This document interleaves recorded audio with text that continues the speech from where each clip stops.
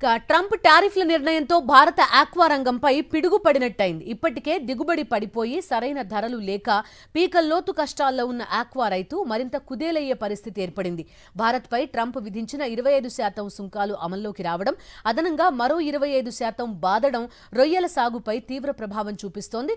నిన్న మొన్నటి వరకు రొయ్యలపై 3 నుంచి 4% ఉన్న సుంకం ఇప్పుడు ఒక్కసారిగా 25% పెరిగింది. అంటే అమెరికాకి ₹1,00,000 విలువ చేసే రొయ్యలు ఎగుమతి చేయాలంటే 25,000 రూపాయలు పన్ను రూపంలో చెల్లించాల్సి ఉంటుంది. దీనికి అదనంగా రవాణా, ప్యాకింగ్ ఖర్చులు కూడా ఉంటాయి.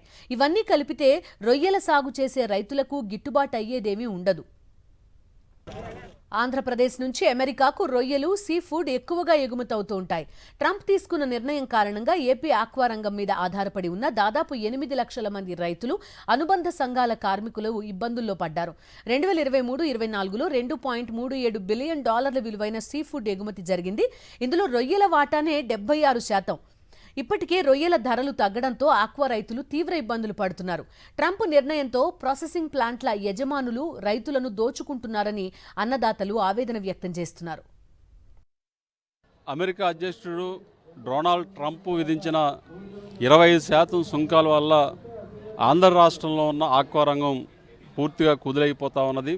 ఇప్పటికే వాతావరణం పరిస్థితులు బాగోక రెండో వైపు తెగుళ్లు వ్యాపించి దిగుబడులు తగ్గిపోయి పెట్టుబడులు పెరిగిపోయి ఆక్వా రైతులు తీవ్ర నష్టాల్లో ఇబ్బందుల్లో ఉంటే మరి ఇట్లాంటి పరిస్థితుల్లో అమెరికా అధ్యక్షుడు డొనాల్డ్ ట్రంప్ విధించిన సుంకాల వల్ల నష్టపోతున్న రైతాంగాన్ని ఆదుకునే దానికోసం ఇటు రాష్ట్ర ప్రభుత్వం కానీ అటు కేంద్ర ప్రభుత్వం కానీ ఎటువంటి చర్యలు చేపట్టకుండా చేతులెత్తేయడం వల్ల ఈ ఆక్వా రంగం మరింత కుదిరైపోయే పరిస్థితి ఉన్నది. కానీ ఇది చాలా దారుణమైన విషయం. ఇప్పుడు పెద్ద కౌంటర్ ట్రంప్ యూఎస్ వెళ్తా కాబట్టి పెద్ద కౌంట్ల వరకు తగ్గించారంటే కొంతవరకు రైతు నిజమే అని అనుకుంటారు. కానీ అదే వంకని ప్రాసెసింగ్ ప్లాంట్లు ఆ అవకాశం తీసుకొని విపరీతంగా తగ్గించారు. రైతు ఈవేళ కల్చర్ చేసే పరిస్థితి లేకుండా పోయింది. కరెంటు సబ్సిడీ కానీ కరెంటు సబ్సిడీ ఈవేళ 90% సర్వీసులకు వస్తుంది. 10 or 15 సర్వీసులకు రావట్లేదు సబ్సిడీ. అది మూలిగే మొక్క మీద తాటిగా పడినట్టు ఉంది పరిస్థితి. ట్రంప్ సుంకాలు విధించడంతో అమెరికాకి ఎగుమతి చేసే ఆక్వా ఉత్పత్తుల ధరలపై వీటి ప్రభావం పడింది. అంతంత సుంకాలతో ఆక్వా ఉత్పత్తులు అమ్మలేక వాటిని దేశీయ మార్కెట్లలోనే అమ్ముకోవాల్సిన పరిస్థితి రైతులకు ఎదురవుతోంది. అక్కడ దళారుల దోపిడీతో ఆక్వా రైతు మరింత నష్టపోతున్నాడు. కరోనా కష్టకాలంలో అప్పటి సీఎం జగన్మోహన్ రెడ్డి ఆక్వా రైతులకు అండగా నిలిచారని, ఇప్పుడు చంద్రబాబు సర్కార్ చేతులెత్తేసిందని ఎమ్మెల్సీ కౌరు శ్రీనివాస్ ఆగ్రహం వ్యక్తం చేశారు. ఇక్కడ ఆక్వా రంగం చిదిగిపోయినప్పటికీ ఆక్వా రంగం చిదిగిపోయి ఏదో రేట్లు కొంచెం పెరుగుతున్నాయి. ఉన్నవారు కొంతమంది రైతులు ఉన్నారు. ఆ రైతులు కొంచెం ఆ కష్టాల్లోంచి గట్టెక్కుతారనే సమయంలో మరి ట్రంప్ గారు ఏదైతే అనౌన్స్ చేశారో ఆ అనౌన్స్ చేసుకుని ఇక్కడ కంపెనీ వాళ్ళందరూ కూడా రేటును ఒకేసారి 30 నుంచి 40 రూపాయలు కేజీకి తగ్గించడం జరిగింది. నిజంగా ఇలా తగ్గించారు.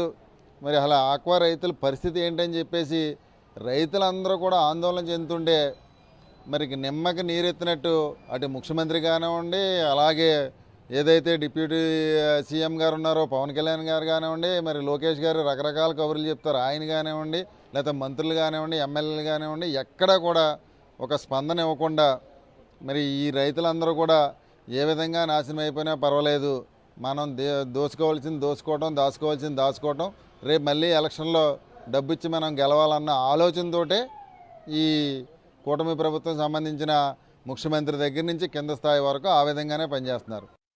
గత 6 నెలల నుంచి పశ్చిమ గోదావరి జిల్లాలో ఆక్వా రైతుల పరిస్థితి ముందు నుయ్యి వెనక గొయ్యి అన్నట్టుగా మారింది. పాలకులు పట్టించుకోకపోవడంతో ట్రంప్ సుంకాలు ప్రాసెసింగ్ ప్లాంట్ల యజమానులకు వరంగా మారాయి. ధరలు తగ్గించేసి ఆక్వా రైతులు పొట్టగొడుతున్నారు. దీనిపై ప్రభుత్వం తక్షణమే స్పందించకుంటే పెద్ద ఎత్తున ఉద్యమం చేపడతామని రైతు సంఘాల నాయకులు హెచ్చరిస్తున్నారు.